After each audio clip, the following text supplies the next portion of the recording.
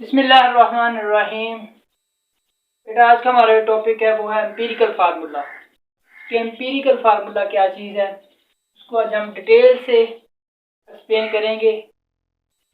Chemical formula are two types. जो बेटा chemical formula होता है उसकी दो टाइप्स होती हैं, एक को हम कहते हैं एम्पिरिकल फार्मूला, एक को कहते हैं मॉलिक्यूलर फार्मूला। आज हम डिस्कस करेंगे एम्पिरिकल फार्मूला कि एम्पिरिकल फार्मूला क्या चीज़ है। सबसे पहले हम इसकी डेफिनेशन देखें तो the simplest whole number ratio of atom present in compound is called empirical formula. कि किसी भी कंपाउंड के अंदर जो एटम की रेशियो है, number of atom ratio, number ratio of atom, कि किसी भी कंपाउंड के अंदर बेटा जो सिंपलेस्ट नंबर एटम की रेशियो है, एटम्स के रेशियो को हम कहते हैं कि वो एक एम्पिरिकल फार्मूला। ये बेटा कि किसी भी कंपाउंड के अंदर एटम की होल नंबर रेशियो, कि पूरे कंपाउंड में एटम की रेशियो को, नंबर ऑफ एटम की, कितने एटम की रेशियो है, कितने कौन सा एटम कितनी मकदार में या कौन सा एटम कितनी मकदार में पाया जाता है, उसे हम कहते हैं कि ये कंपाउंड, ये इसका एम्पिरिकल फार्मूला है।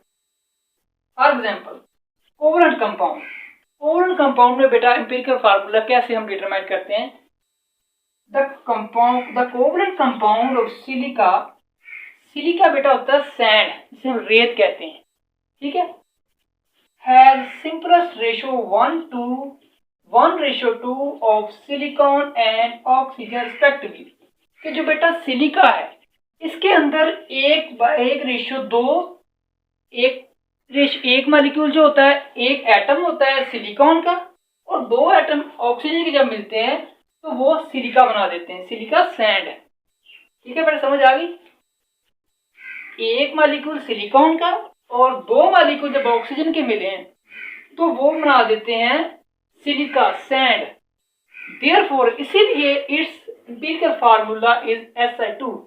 Si बेटा रिप्रेजेंट कर रहा है सिलिकॉन को, ऑक्सीजन रिप्रेजेंट कर रहा है ऑक्सीजन को। ये देखना बेटा, सिलिकॉन देखें, सिलिकॉन का एक एटम है, ठीक है, ऑक्सीजन के दो एटम है, इनके अंदर रेशियो क्या हुई 1:2। कि किसी भी कंपाउंड के अंदर जो एटम पाए जाते हैं उनकी रेशियो को जो होती है हम उसे एम्पिरिकल फार्मूला कहते हैं। समझ आ गई बेटा कि किसी भी कंपाउंड के अंदर एटम की रेशियो को हम एम्पिरिकल फार्मूला का नाम देते हैं। आगे हम देखते हैं कि आयनिक कंपाउंड के अंदर एम्पिरिकल फार्मूला किस तरह होता है। Ionic compound is 3 dimensional network. जो बेटा आयनिक कंपाउंड है वो 3 डायमेंशनल नेटवर्क है, ठीक है। Each ions is surrounded oppositely charge ions, so it is a electrically neutral compound. कि जो हर आयंस है आयनिक कंपाउंड में, जितने भी आयंस हैं वो ऑपोजिटली इनके जो, अगर फर्ज करें कि एक आयन पॉजिटिव है तो वो सराउंडेड होता है, घिरा हुआ होता है ऑपोजिटली चार्ज यानी नेगेटिव आयन से, ठीक है। इसलिए ये electrical neutral compound ionic compound है बेटा। इसका हर आयन घिरा हुआ होता है ऑपोजिट चार्ज आयन। फर्ज करें कि एक आयन है उसके ऊपर है पॉजिटिव चार्ज, एक आयन है उसके ऊपर है नेगेटिव चार्ज। तो जो आयन नेगेटिव है वो घिरा हुआ होगा पॉजिटिव के साथ, और जो पॉजिटिव है, सॉरी जो नेगेटिव है वो पॉजिटिव के साथ घिरा हुआ होगा, ऑपोजिट चार्ज के साथ होगा ना बेटा। कोई भी आयन जो होगा वो ऑपोजिटली चार्ज, कि जिनके ऊपर मुखालिफ सिमत में चार्ज हो, जैसे कि अगर पॉजिटिव हो तो नेगेटिव के साथ घिरा हुआ होगा, अगर नेगेटिव होगा तो पॉजिटिव के साथ घिरा हुआ होगा, इसका ऑपोजिटली चार्ज होगा। Ionic compound are represented as simplest unit.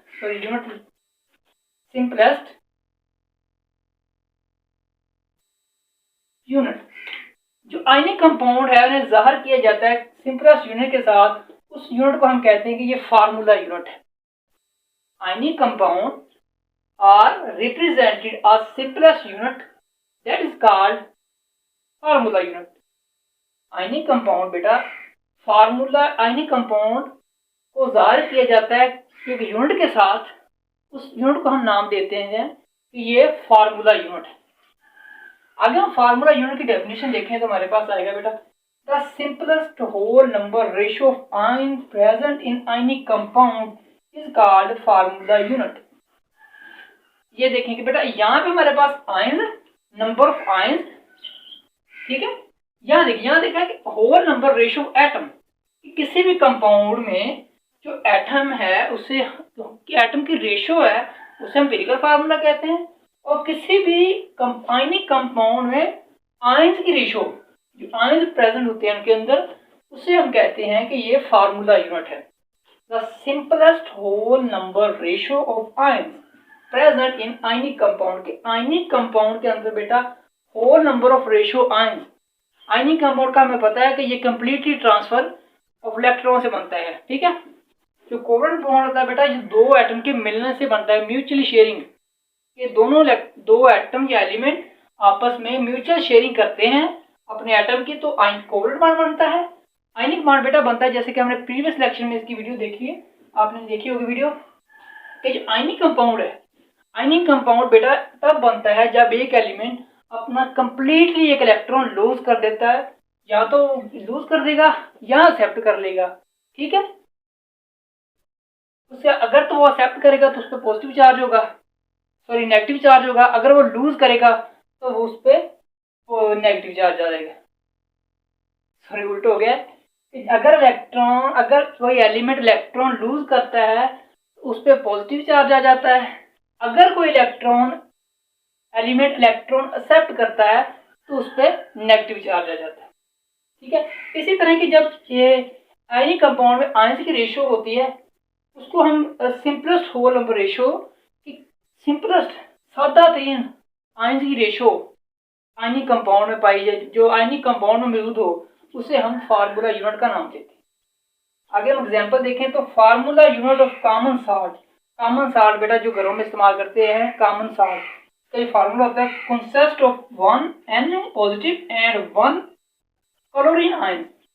के जो घर में हम साल्ट इस्तेमाल करते हैं उसके अंदर एक आयन सोडियम का और एक आयन क्लोरीन का होता है, तो हम इसलिए कहते हैं कि जो इसका एम्पिरिकल फार्मूला होगा वो NaCl होगा। समझ आइए बेटा, कि जो हम घरों में साल्ट यूज करते हैं इसका फार्मूला NaCl, ठीक है।